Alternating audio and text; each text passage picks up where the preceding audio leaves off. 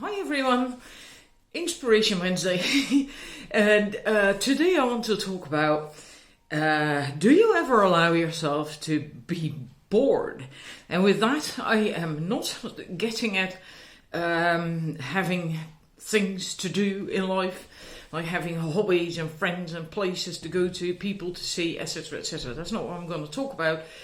What I mean of that is, do you ever allow yourself, your mind, to just quiet, to go quiet, to and withdraw from the hectic pace of life? And most people don't do that, or don't do it enough. Always busy, and when you don't have anything to do, then we're still rolling. There was a weird thingy in the screen, so I thought it switched off for whatever reason. But if you do have a moment of not having to do something, like for instance when you're queued up in a shop, then many people are on their phone.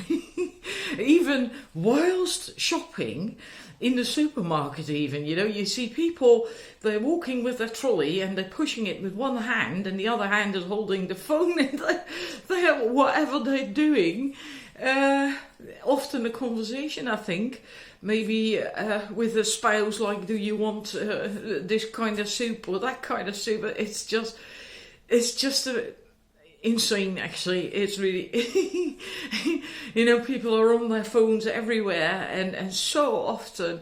And it can also be different that you do something else. It doesn't have to be your phone, of course, because I'm also guilty of this, of not taking the time out. But I'm hardly ever on my phone because of my neck injury. It's for me not handy at all, not comfortable to be on my phone. So I'm hardly ever on my phone. I do as little as possible on my phone.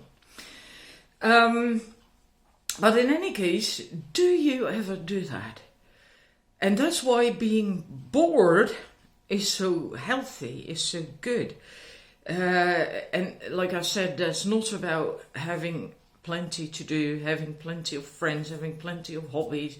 I got that too, right? But you can still be bored at times, that you think like, don't know what to do, could paint, could do this, I don't know. And we often feel guilty about that, or awkward in one way or another, but actually it's really quite healthy, because if you do that, you quiet your mind, and then you allow you allow yourself to get inspired again, because you basically make space, right? You shut down all the yapping, all day long, the stuff that you think about and that you do, and our minds are usually always churning and thinking and churning and blah, blah, blah. And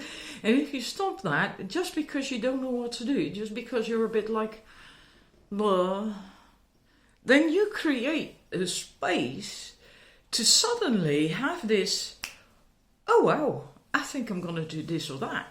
Oh, I could do or go there or call that person or whatever it is. You can suddenly get inspiration, even very important inspiration, concerning maybe your life purpose or something. It can be small, it can be big, but it is so healthy to do that, to just take a moment. It can be 10 minutes, can be 15 minutes, and to just be, because that's what it comes down to just be. And in our hectic Western society especially, we rarely just are anymore.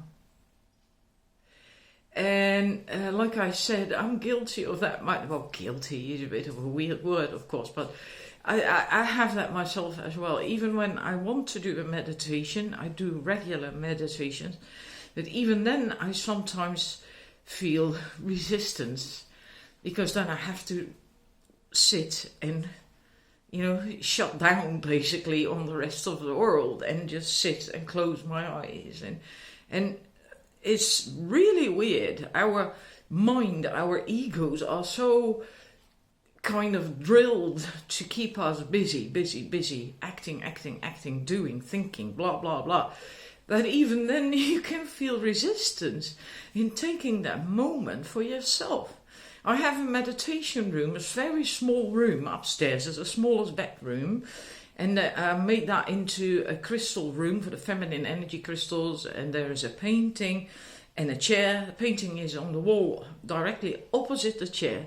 So if I sit there, it is a really special painting that can, part of it is activated and you can go through there. It's like a portal to travel to some different places, dimensions. It's wonderful. And it's so peaceful to sit there. Do you think I ever do that? Hardly ever. Because then I would have to stop doing what I'm doing, go upstairs and just make the decision to be. Take time for that, to be. And really very important, because not only to get inspiration to start acting again, that's not really per se it, but it's just healthy. Because sometimes when you just sit, if you turn your chair from the computer, put your phone down, whatever it is you're on most of the time, and just stare, just sit there and just look, just stare, do nothing. Then often you feel this relaxing. It's really good. You feel your body relaxing and taking a breath, almost like relief, like finally I can just be and catch my breath, like as if your body is saying that. It's amazing if you can do that. And I addressed this on a forum, and then someone said there is a statue at Mackinac Island in America, a statue of a Native American, of an Indian, and he's got an eagle and a lion at his side, and he stood on a huge turtle. In front of that, he's in a park, I think, with a little garden surrounding him. And then in front of that statue is a pluck, and it says, "Be still." And I looked it up online, so I saw a photo of it. And as soon as I saw it, it was like, it just exudes this energy of being still, of quiet, of peace, tranquility. It's just so wonderful. And when you do that, even if it's just 5 minutes a few times a day, or 10 minutes, 15 minutes, you don't have to do that for half an hour or an hour. You could, but you don't have to. You can also then become more aware of what your body needs. Because we are so busy, we often miss the signs that our bodies give us of what it needs. And that can be anything. It can be water, can be rest, can be taking a bit of a break and just being. It can just about be anything. And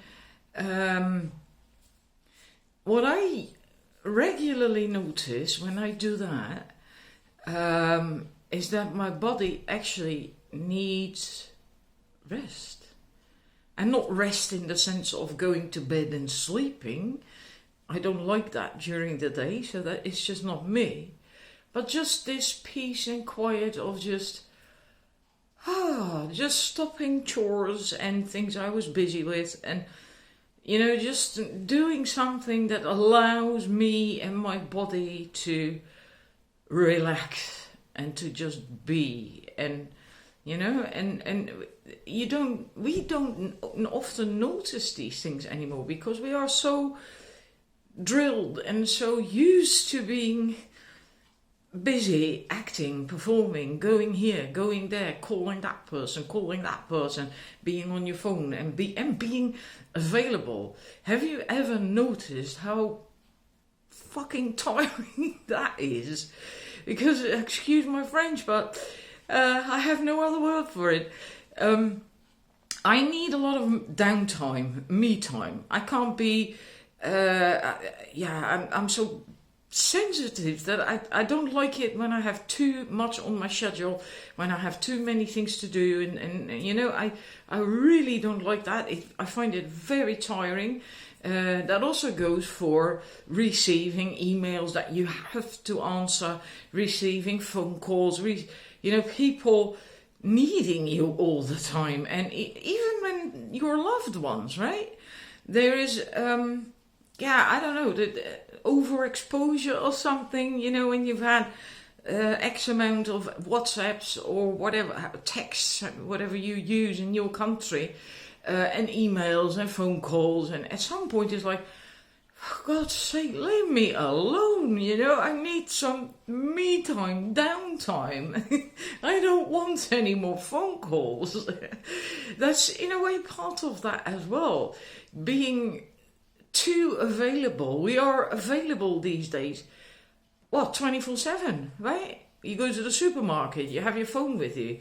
You're on the train or the bus or wherever, you have your phone with you, and you're on your phone likely as well, right? People go to a restaurant. I've seen that happen. I myself don't do that, but there was a group of people, about 8 people, and almost every one of these 8 people in that Chinese restaurant were on their phone. So then you're sat there having a social thing going on, right? Dinner with people, 8 people, a group of people, and then everyone is their own mobile unit on their phone. It's just unbelievable. What happened to just socializing? Or maybe just a quiet moment. You don't always have to interact or speak or think, be on your phone. You don't always have to be available.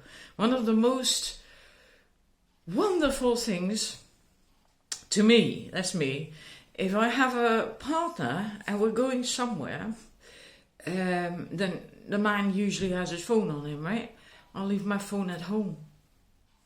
It's for me like, okay, this is my downtime. I'm not going to be available right now. I'm not going to be making phone calls to anyone or taking phone calls because I'm now with my man. We're going out, we're going blah. And if there's something up and we need to phone for an ambulance or a doctor or the police or whatever, then at least we still have his phone, or the car breaks down, you know, that kind of stuff. He's got his phone and we can still make use of that if need be, if there's an emergency. I just leave mine at home, and that feels so like, I'm not there, I'm free, I'm not available. So this is what I wanted to share with you for today. Just maybe make sure that you regularly, preferably every day, just take a moment for yourself to just get off your phone, off your email, a computer, or whatever you have to do. Just drop it out of your hands.